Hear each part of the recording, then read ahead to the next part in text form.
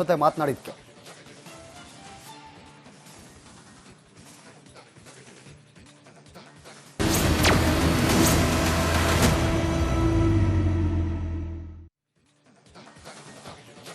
ಇನ್ನು ಧರ್ಮಸ್ಥಳ ಅಸಹಜ ಸಾವು ಪ್ರಕರಣಕ್ಕೆ ಸಂಬಂಧಪಟ್ಟಂತೆ ಎಸ್ಐಟಿ ತನಿಖೆ ಪಾರದರ್ಶಕವಾಗಿ ನಡೆಯಲಿ ತಹಶೀಲ್ದಾರ್ಗೆ ತಿಮರೋಡಿ ಬೆಂಬಲಿಗರು ಮನವಿಯನ್ನ ಸಲ್ಲಿಕೆ ಮಾಡಿದ್ದಾರೆ. ಬೆಳ್ತಂಗಡಿಯಲ್ಲಿ ತಿಮರೋಡಿ ಬೆಂಬಲಿಗರ ಹೈಡ್ರಾಮಾ ನಡೆದಿದೆ. ಬೆಳ್ತಂಗಡಿ ಮಿನಿ ವಿಧಾನಸೌಧದ ಎದುರು ಅಪಾರ ಸಂಖ್ಯೆಯಲ್ಲಿ ಬೆಂಬಲಿಗರು ಸೇರಿದ್ದಾರೆ. ಅಪಾರ ಸಂಖ್ಯೆಯಲ್ಲಿ ಜಮಾಯಿಸಿದ ತಿಮರೋಡಿ ಬೆಂಬಲಿಗರು ಕಾನೂನು ಸುವ್ಯವಸ್ಥೆಗೆ ಬೆಂಬಲಿಗರಿಂದ ಧಕ್ಕೆ ಆರೋಪ ಕೇಳಿ ಬಂದಿದೆ. ಮನವಿ ಕೊಡಲು ಬಂದ ತಿಮರೋಡಿ ಅಭಿಮಾನಿಗಳನ್ನ ಈಗ ಪೊಲೀಸರು ವಶಕ್ಕೆ ಪಡೆದಿದ್ದಾರೆ. ಪೊಲೀಸರ ವಿರುದ್ಧ ತಿಮರೋಡಿ ಬೆಂಬಲಿಗರು ಆಕ್ರೋಶವನ್ನು ಹೊರಹಾಕ್ತಾ ಇದ್ದಾರೆ. ಮನವಿ ಕೊಡೋದಕ್ಕೆ ಬಂದಿದ್ರು. ಎಸ್ಐಟಿ ತನಿಖೆ ಪಾರದರ್ಶಕವಾಗಿ ನಡೀಲಿ ಅಂತ ಈ ವೇಳೆ ಪೊಲೀಸರವರನ್ನು ವಶಕ್ಕೆ ಪಡೆದಿದ್ದಾರೆ. ನೋಟಿಸ್ ಕೂಡ ಕೊಟ್ಟಿದ್ದೇವೆ. ಅಷ್ಟಾದ್ರೂ ನೀವು ಮಾಡ್ತೀರ ಅಂತ ನಿಮ್ಮ ಮೇಲೆ ಕೇಸ್ ಆಗುತ್ತೆ. ನಿಮ್ಮ ಮೇಲೆ ಕೇಸ್ ಆಗುತ್ತೆ.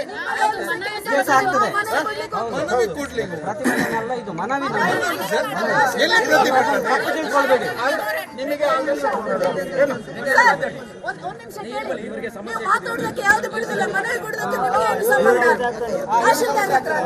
ಇಲ್ಲಿ ಕಾನೂನಾತ್ಮಕವಾಗಿ ಕೇಸ್ ಅಂತ ಮಾಡ್ಲಿಕ್ಕೆ ಹೊರಟಿದ್ದಾರೆ. ನಾವು ಸೈಲೆಂಟ್ ಆಗಿ ಮನವಿ ಕೊಡ್ಲಿಕ್ಕೆ ಬಂದದ್ದು. ಹಾಗೆ ಮನವಿ ಕೊಡುವ ಇದನ್ನು ಇವರೀಗ ಉದ್ದೇಶ ಪೂರ್ವಕ ಮಾಡಿಕ್ಕೆ ಇರ್ತಾರೆ. ಅವರೀಗ ನಿಲ್ಲಿಸುವಾಗ ನಾವಿಲ್ಲಿ ಗಲಾಟೆ ಮಾಡಬೇಕು, ನಾವು ಧಿಕ್ಕಾರಕ್ಕೆ ಹೋಗ್ಬೇಕು. ಆಗ ಅವರು ಅಲ್ಲಿ ಹೋರಾಟ ಮಾಡಿದ್ರು, ಅವರು ಗಲಾಟೆ ಮಾಡಿದ್ರು ಅಂತ ಕೇಸ್ ಹಾಕ್ಲಿಕ್ಕೆ ಹೊರಟಿದ್ದಾರೆ.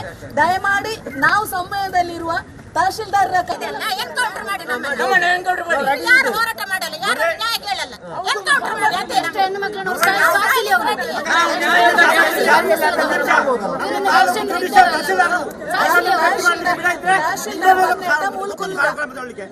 ಬೇಡ ಅಂತ ಹೇಳಿ ಅವ್ರಿಗೆ ನೋಟಿಸ್ ಕೂಡ ಕೊಟ್ಟಿದ್ದೇವೆ. ಅಷ್ಟಾದ್ರೂ ನೀವು ಮಾಡ್ತೀರ ಅಂತ ನಿಮ್ಮ ಮೇಲೆ ಕೇಸ್ ಆಗುತ್ತೆ. ನಿಮ್ಮ ಮೇಲೆ ಕೇಸ್ ಆಗುತ್ತೆ. ಬೇಡ ಅಂತ ಹೇಳಿ ಅವ್ರಿಗೆ ನೋಟಿಸ್ ಕೂಡ ಕೊಟ್ಟಿದ್ದೇವೆ. ಅಷ್ಟಾದ್ರೂ ನೀವು ಮಾಡ್ತೀರ ಅಂತ ನಿಮ್ಮ ಮೇಲೆ ಕೇಸ್ ಆಗುತ್ತೆ. ನಿಮ್ಮ ಮೇಲೆ ಕೇಸ್ ಆಗುತ್ತೆ. ಎಸ್ ವಿಚಾರಕ್ಕೆ ಸಂಬಂಧಪಟ್ಟಂತೆ ನಮ್ಮ ಪ್ರತಿನಿಧಿ ದಿನೇಶ್ ನಮ್ಮ ಜೊತೆ ನೇರ ಸಂಪರ್ಕದಲ್ಲಿದ್ದಾರೆ. ದಿನೇಶ್, ಇದೀಗ ದೊಡ್ಡ ಮಟ್ಟದಲ್ಲಿ ಹೈಡ್ರಾಮಾ ನಡೀತು. ಏನಾಯ್ತು ಆಕ್ಚುಲ್ ಆಗಿ, ಸದ್ಯಕ್ಕೆ ಏನು ಅಪ್ಡೇಟ್ಸ್ ಇದೆ ಅಂತ? ಪ್ರವೀಣ್, ಏನು ನಿನ್ನೆ ಬೆಳ್ತಂಗಡಿ ಪೊಲೀಸರ ಬಳಿ ಅನುಮತಿಯನ್ನ ಕೇಳಿದ್ರು ಪ್ರತಿಭಟನೆಗೆ. ಆದರೆ ಬೆಳ್ತಂಗಡಿ ಪೊಲೀಸರು ಆ ಪ್ರತಿಭಟನೆಗೆ ಅನುಮತಿಯನ್ನ ನೀಡಿರಲಿಲ್ಲ. ಅಂದ್ರೆ ಈ ಒಂದು ಕೇಸ್ ಏನಿದೆ ಅದು ಕೋರ್ಟ್ನಲ್ಲಿದೆ, ಹೀಗಾಗಿ ಅನುಮತಿ ಸಾಧ್ಯ ಇಲ್ಲ ಅನ್ನುವಂಥದ್ದನ್ನ ಹೇಳಿದ್ರು. ಹಾಗಾಗಿ ಇವತ್ತು ಬೆಳಿಗ್ಗೆ ಮತ್ತೆ ತಿಮರೋಡಿ ಬೆಂಬಲಿಗರು ಬಂದು ತಹಶೀಲ್ದಾರ್ಗೆ ಮನವಿ ಕೊಡುವವರಿದ್ರು. ಸಾಕಷ್ಟು ಹೆಚ್ಚಿನ ಸಂಖ್ಯೆಯಲ್ಲಿ ಬಂದು ಮನವಿ ಕೊಡುವುದಕ್ಕಾಗಿ ಬೆಳ್ತಂಗಡಿ ತಹಶೀಲ್ದಾರ್ ಕಚೇರಿಗೆ ಆಗಮಿಸಿದ್ರು. ಈ ಸಂದರ್ಭದಲ್ಲಿ ಪೊಲೀಸರು ಅವರನ್ನ ತಡೆದಿರುವಂತದ್ದು. ಅಂದ್ರೆ ಅನುಮತಿ ಇಲ್ಲದೆ ಯಾಕೆ ಈ ರೀತಿಯಾಗಿ ಗುಂಪು ಸೇರಿದ್ರಿ ಅನ್ನುವಂತ ನಿಟ್ಟಿನಲ್ಲಿ ಪೊಲೀಸರು ತಡೆದಿರುವಂತದ್ದು. ಆಗ ಪೊಲೀಸರು ಮತ್ತು ಮಹೇಶ್ ಶೆಟ್ಟಿ ತಿಮರೋಡಿ ಬೆಂಬಲಿಗರ ನಡುವೆ ವಾಗ್ವಾದ ಆಗಿರುವಂತದ್ದು. ಆ ಬಳಿಕ ಒಂದಷ್ಟು ಜನ ಮಹೇಶ್ ಶೆಟ್ಟಿ ತಿಮರೋಡಿ ಬೆಂಬಲಿಗರನ್ನ ಪೊಲೀಸರು ವಶಕ್ಕೆ ತೆಗೆದುಕೊಂಡಿರುವಂತದ್ದು. ಆ ಬಳಿಕ ಉಳಿದಂತ ಒಂದಷ್ಟು ಬೆಂಬಲಿಗರೇನಿದ್ದಾರೆ ಅವರು ಮತ್ತೆ ತಹಶೀಲ್ದಾರ್ ಕಚೇರಿಯತ್ತ ಬಂದಿರುವಂತದ್ದು. ಅಂದ್ರೆ ನಾವು ಮನವಿ ಕೊಡುವುದಕ್ಕೆ ಬಂದಿದ್ದೇವೆ, ಇಲ್ಲಿ ಯಾವುದೇ ರೀತಿಯಾದಂತಹ ಪ್ರತಿಭಟನೆ ಆಗ್ತಾ ಇಲ್ಲ, ಕೇವಲ ಮನವಿ ಕೊಡ್ತಿದ್ದೇವೆ. ಮನವಿ ಕೊಡುವುದಕ್ಕೆ ಪರ್ಮಿಷನ್ ಯಾಕೆ ಬೇಕು? ಮನವಿಯನ್ನ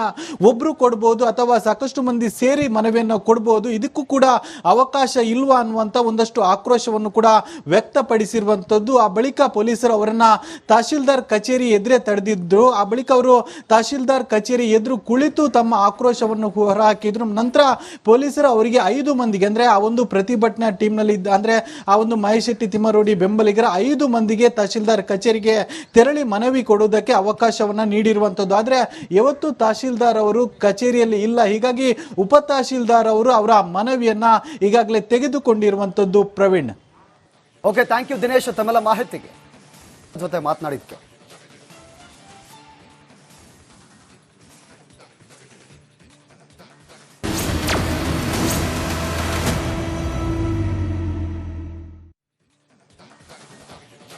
ಇನ್ನು ಧರ್ಮಸ್ಥಳ ಅಸಹಜ ಸಾವು ಪ್ರಕರಣಕ್ಕೆ ಸಂಬಂಧಪಟ್ಟಂತೆ ಎಸ್ಐಟಿ ತನಿಖೆ ಪಾರದರ್ಶಕವಾಗಿ ನಡೆಯಲಿ ತಹಶೀಲ್ದಾರ್ಗೆ ತಿಮರೋಡಿ ಬೆಂಬಲಿಗರು ಮನವಿಯನ್ನ ಸಲ್ಲಿಕೆ ಮಾಡಿದ್ದಾರೆ. ಬೆಳ್ತಂಗಡಿಯಲ್ಲಿ ತಿಮರೋಡಿ ಬೆಂಬಲಿಗರ ಹೈಡ್ರಾಮಾ ನಡೆದಿದೆ. ಬೆಳ್ತಂಗಡಿ ಮಿನಿ ವಿಧಾನಸೌಧದ ಎದುರು ಅಪಾರ ಸಂಖ್ಯೆಯಲ್ಲಿ ಬೆಂಬಲಿಗರು ಸೇರಿದ್ದಾರೆ. ಅಪಾರ ಸಂಖ್ಯೆಯಲ್ಲಿ ಜಮಾಯಿಸಿದ ತಿಮರೋಡಿ ಬೆಂಬಲಿಗರು. ಕಾನೂನು ಸುವ್ಯವಸ್ಥೆಗೆ ಬೆಂಬಲಿಗರಿಂದ ಧಕ್ಕೆ ಆರೋಪ ಕೇಳಿ ಬಂದಿದೆ. ಮನವಿ ಕೊಡಲು ಬಂದ ತಿಮರೋಡಿ ಅಭಿಮಾನಿಗಳನ್ನ ಈಗ ಪೊಲೀಸರು ವಶಕ್ಕೆ ಪಡೆದಿದ್ದಾರೆ. ಪೊಲೀಸರ ವಿರುದ್ಧ ತಿಮರೋಡಿ ಬೆಂಬಲಿಗರು ಆಕ್ರೋಶವನ್ನು ಹೊರಹಾಕ್ತಾ ಇದ್ದಾರೆ. ಮನವಿ ಕೊಡೋದಕ್ಕೆ ಬಂದಿದ್ರು. ಎಸ್ಐಟಿ ತನಿಖೆ ಪಾರದರ್ಶಕವಾಗಿ ನಡೀಲಿ ಅಂತ ಈ ವೇಳೆ ಪೊಲೀಸರವರನ್ನ ವಶಕ್ಕೆ ಪಡೆದಿದ್ದಾರೆ. ಅವ್ರಿಗೆ ನೋಟಿಸ್ ಕೂಡ ಕೊಟ್ಟಿದ್ದೇವೆ. ಅಷ್ಟಾದ್ರೂ ನೀವು ಮಾಡ್ತಾರೆ ಅಂತ ನಿಮ್ಮ ಮೇಲೆ ಕೇಸ್ ಆಗುತ್ತೆ. ನಿಮ್ಮ ಮೇಲೆ ಕೇಸ್ ಆಗುತ್ತೆ. ಮನವಿ ಕೊಡ್ಲಿ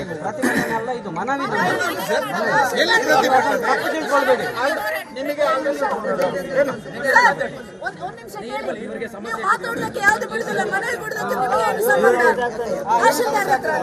ಇಲ್ಲಿ ಕಾನೂನಾತ್ಮಕವಾಗಿ ಕೇಸ್ ಅಂತ ಮಾಡ್ಲಿಕ್ಕೆ ಹೊರಟಿದ್ದಾರೆ. ನಾವು ಸೈಲೆಂಟ್ ಆಗಿ ಮನವಿ ಕೊಡ್ಲಿಕ್ಕೆ ಬಂದದ್ದು. ಹಾಗೆ ಮನವಿ ಕೊಡುವ ಇದನ್ನು ಇವರೀಗ ಉದ್ದೇಶ ಪೂರ್ವಕ ಮಾಡಿಕ್ಕೆ ಇರ್ತಾರೆ. ಅವರೀಗ ನಿಲ್ಲಿಸುವಾಗ ನಾವು ಇಲ್ಲಿ ಗಲಾಟೆ ಮಾಡಬೇಕು, ನಾವು ಧಿಕ್ಕಾರಕ್ಕೆ ಹೋಗ್ಬೇಕು. ಆಗ ಅವರು ಅಲ್ಲಿ ಹೋರಾಟ ಮಾಡಿದ್ರು, ಅವರು ಗಲಾಟೆ ಮಾಡಿದ್ರು ಅಂತ ಕೇಸ್ ಆಗ್ಲಿಕ್ಕೆ ಹೊರಟಿದ್ದಾರೆ. ದಯಮಾಡಿ ನಾವು ಸಮಯದಲ್ಲಿರುವ ತಹಶೀಲ್ದಾರ್ ಎನ್ಕೌಂಟರ್ ಮಾಡಿ ಯಾರು ಹೋರಾಟ ಮಾಡಲ್ಲ, ಯಾರು ನ್ಯಾಯ ಕೇಳಲ್ಲ. ಎನ್ಕೌಂಟರ್ ಮಾಡಿ ಅಂತ ಹೆಣ್ಣುಮಕ್ಕಳನ್ನು